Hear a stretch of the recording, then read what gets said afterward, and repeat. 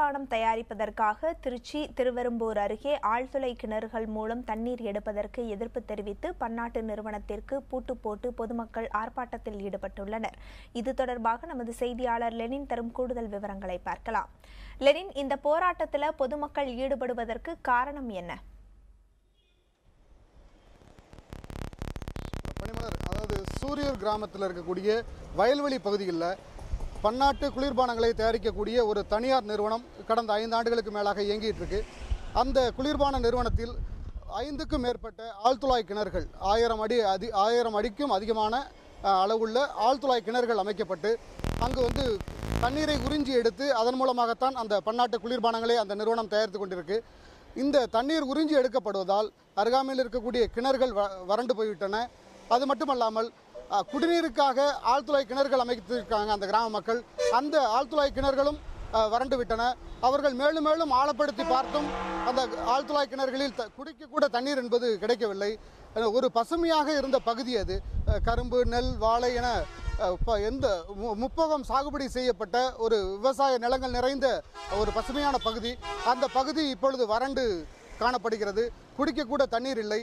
அது மட்டுமல்லாமல் அங்கு விவசாயத்திற்கு உபத்தொழிலாக ஆடு மாடுகள் கோழிகள் வளர்ப்பது அந்த கிராம மக்களுடைய கூடுதலான தொழிலாக இருந்து வந்தது. இப்போது அந்த ஆடு மாடுகளுக்கு கூட தீவனம் என்பது இல்லை. ஆடு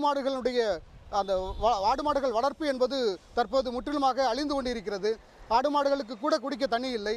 அது மட்டுமல்லாமல் மனிதர்கள் கூட, அங்கே வாழக்கூடிய மனிதர்கள் கூட காசு கொடுத்து தண்ணீரை வாங்கி குடிக்க வேண்டிய அவல நிலைக்கு தள்ளப்பட்டிருக்கிறார்கள். எனவே உடனடியாக இப்படி அளவுக்கு அதிகமாக அங்கு தண்ணீரை சுரண்டி எடுக்கக்கூடிய அந்த தனியார் நிறுவனத்திற்கு பூட்டு போட வேண்டும் என்று அந்த பகுதி மக்கள் தொடர்ச்சியாக உண்ணாவிரதம், ஆர்ப்பாட்டம், தர்ணா போராட்டம் என பல்வேறு கட்ட போராட்டங்களை நடத்தி வந்தார்கள்.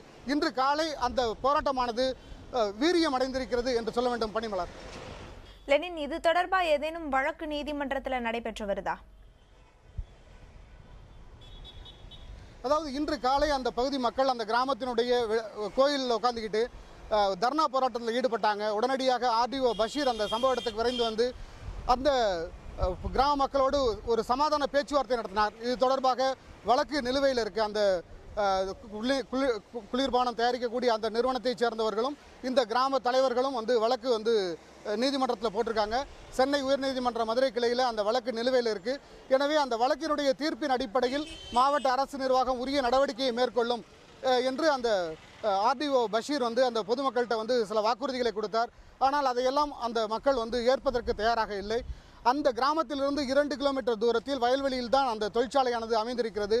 ஆத்திரமடைந்த அந்த பொதுமக்கள் அங்கிருந்து புறப்பட்டு ஊர்வலமாக அந்த பேரணியாக அந்த குளிர்பான நிறுவனத்திற்கு எதிரான கோஷங்களை எழுப்பியவாறு அந்த குளிர்பான நிறுவனத்தை நோக்கி முன்னேறினார்கள்.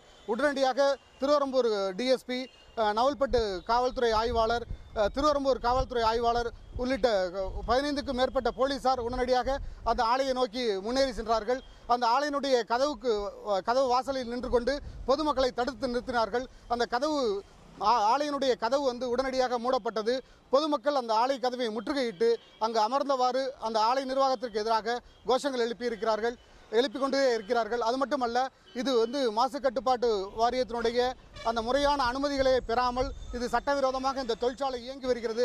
அது மட்டும் இல்லாமல் கடந்த ஆட்சியில் உள்ளாட்சி அமைப்பின் அனுமதி பெற்றுத்தான் இந்த கட்டிடம் கட்டப்பட்டதாக ஆலை நிர்வாக தரப்பில் சொல்லப்படுகிறது.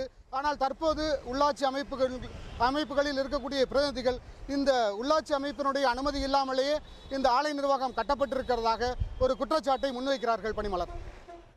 லெனின், உங்க தகவல்களுக்கு நன்றி.